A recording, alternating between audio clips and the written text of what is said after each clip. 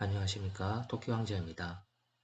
예, 제가 일요일부터 어제까지 며칠 동안 몸이 좋지 못해서 유튜브 영상을 올리지 못했습니다. 주식을 쉬었던 것도 아니고 블로그에는 주식 얘기를 또 매일 올리기도 했었는데 유튜브까지 할 정도의 체력은 되지 못해서 부득이하게 며칠 동안 영상 올리지 못했습니다. 그러면 3월 10일 주식 얘기를 시작하겠습니다. 오늘의 주식 얘기는 저는 제목을 다행히 오늘 또 하락을 했다라고 지어봤습니다. 왜냐하면 제가 며칠 전에 그러니까 어제와 그제 이틀간 대규모로 주식을 매도를 했습니다. 매도를 한 이유가 그전에도 몇 번이나 말씀을 드렸었는데 최근의 장세가 너무 예측할 수가 없고 들쭉날쭉이다. 하루는 올랐다 하루는 떨어졌다가 지나치게 갈팡질팡하는 모습을 보이기도 했고 또 은근슬쩍 전 저점을 깨면서 계단식 하락을 하는 느낌을 많이 받았습니다. 그래서 어, 월요일에는 그래도 보합으로 끝났는데 아니 지난주 금요일에는 그래도 잔고가 보합으로 끝났는데 월요일에 제 기초 잔고를 깨기 시작하더니 어제는 손실을 많이 줬습니다. 그래서 어제와 그제 대규모로 아니다 싶은 종목들은 다 매도를 해서 최대한 보수적이고 관망하는 장세로 당분간 갈 생각입니다.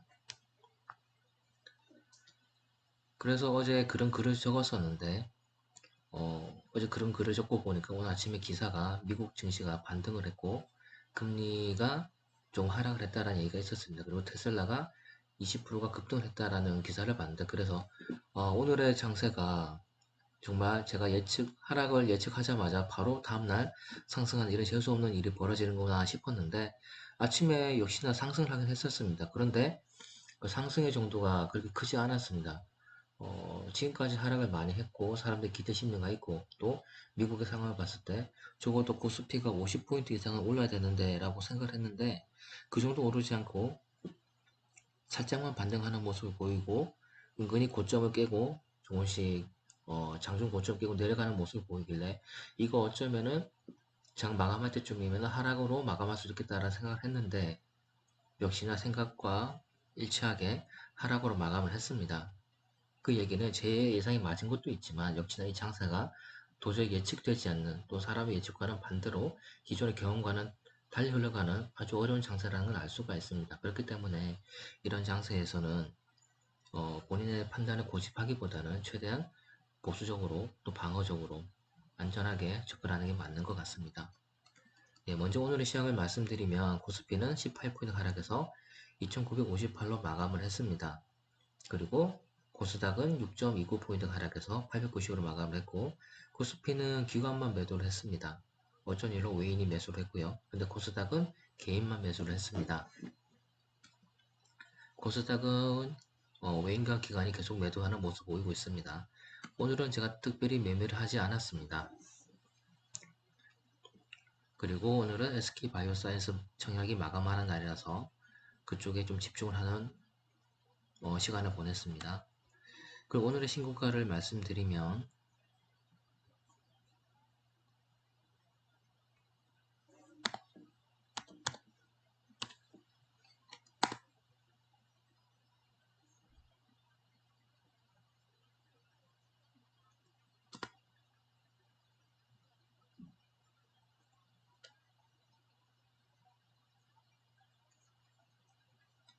오늘 또 15% 이하로 상승한 종목들이 꽤 있었습니다. 하이트론 같은 종목은 적자 기업이고요. 신고가 종목은 이제 간단하게만 말씀을 드리겠습니다. 시간 너무 잡아 끄는 것 같아서. 하이트론 적자 기업이고 TJ 미디어는 봤더니 적자 기업의 장중 고점 대비 하락을 했고 기관 매수가 없습니다.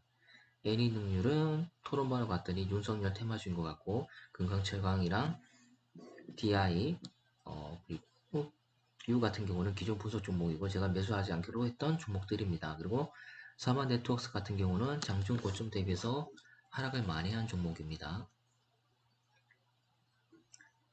그리고 오늘 또 웨일이 매도를 했고 적자입니다.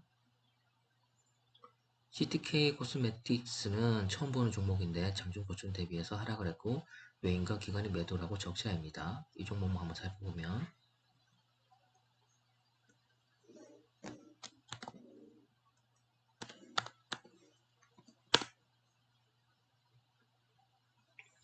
윗꼬리가 길고요.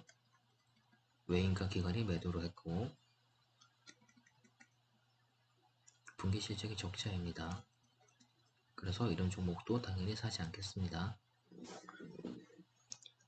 한국경제TV도 윤석열 테마로 오르는 듯한 모습을 토론방에서 많이 얘기하고 있습니다. 그리고 보성파워텍은 몇 년 전에 한번 이슈가 됐던 급등 종목입니다. 그 당시에 저는 사진 않았었는데 이슈가 된 건 알고 있는데 또 한번 신고가를 돌파하는 모습을 보여주고 있습니다. 그런데 이 종목을 살펴보면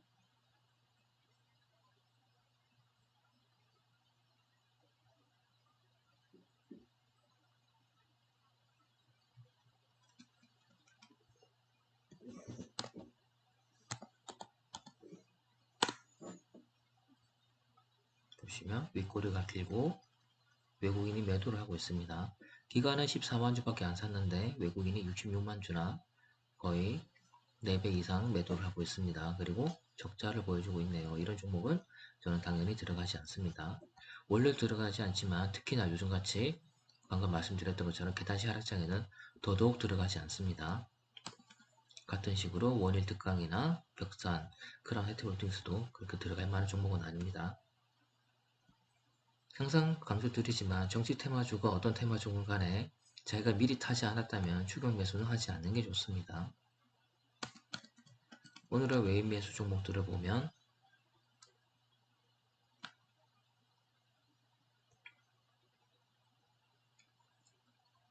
포스코가 제일 먼저 눈에 띕니다. 제가 일전에 포스코 호재에서도 호재가 터지고 난 다음에는 섣부르게 들어가지 말라고 말씀드렸는데 역시나 오늘 급락을 했습니다.